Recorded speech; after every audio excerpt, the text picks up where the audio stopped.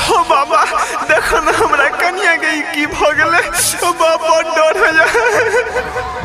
अरे बच्चा डरने की बात नहीं है, तू बिल्कुल सही जगह पे आया है। इसको देवी लगा है देवी, बाबा अब भी ठीक कर देता है। राय चल बा झूमर गाओ। कत तू छेला गे कत से तू ये लगे कत से तू ये लगे फूल चुसनी देवी तोरा भेजल को कोन जोगिनिया गे फूल चुसनी देवी गे तोरा भेजल को कोन डोइनिया गे फूल चुसनी देवी। हम फूल चुसनी देवी दिखाई दे छिया, हम देवी ने देवा छिया, देवा बेलगोबना देवा। आई हमर वाला झूमर गा। कत तू छेला रे कत से तू ये रे कत से तू ये लहरे बेलगोबना देवा तोरा भेजल को कोन डोइनिया रे बेलगोबना देवा रे तोरा भेजल को कोन जोगिनिया रे बेलगोबना देवा। हमरा कोई नहीं भेजल को, हम 12 साल से पीपर के ठाड़ पर रहे छलियो। आई एकरा देखलियो हमरा रहल नहीं गेलो रे, पीपर के ठाड़ पर से हम कूद गेलियो रे। रे हमरा लगल तू तो देवी छा, लेकिन तू तो छिहतरा देवा निकल ला रे। ले बजा बजा।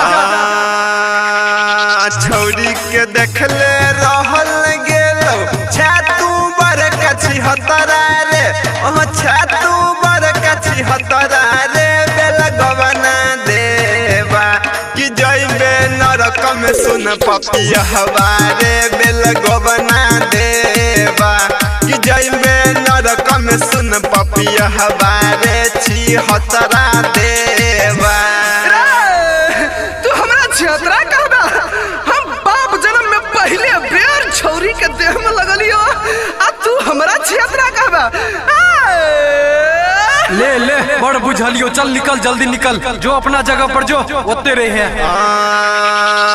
अब किया तो तू ले बहिरे अरे छोड़ के कखनी जे बहिरे अरे छोड़ के कखनी जे बहिरे बेलगोबना देवा जल्दी छोड़ के एकरा जोन नहीं तो हेतो लाठी से सेवा जल्दी छोड़ के जोन नहीं तो हेतो सुन लाठी से सेवा।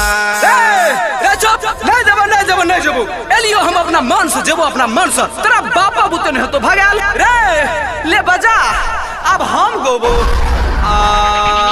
तोरा बुते नहीं जे बौरे तोरा बाप बुते नहीं जे बौरे तोरा नाना बुते नहीं जे बौरे चूल्हा फुक्का धामी हमारा आदि गुदी नहीं बुझही रे चूल्हा फुक्का धामी। हाँ हमारा आदि गुदी नहीं बुझही रे घर मुतना धामी। तू हमरा घर मुतना कहबे, तू हमरा चुल फुक्का कहबे, तोरा यत्ते पामर तू हमर पावर ने देखने छी, तोरा बाप से भेंट करा देबो अखनते हम। दाता दीनानाथ मसानी सधलिया रे तेरे लोकी के पूजलिया रे तेरे लोकी के पूजलिया रे बेलगोबना देवा रे तोरा घोट घोट पाइन पिए बहुरे बेलगोबना देवा रे तोरा शीशी में बंद कर बहुरे बेलगोबना देवा रे तोरा गाछ में काटी से ठोक बहुरे बेलगोबना देवा रे गायक जीव से पड़ल नहीं पाला रे बेलगोबना देवा रे राइटर रवि से पड़ल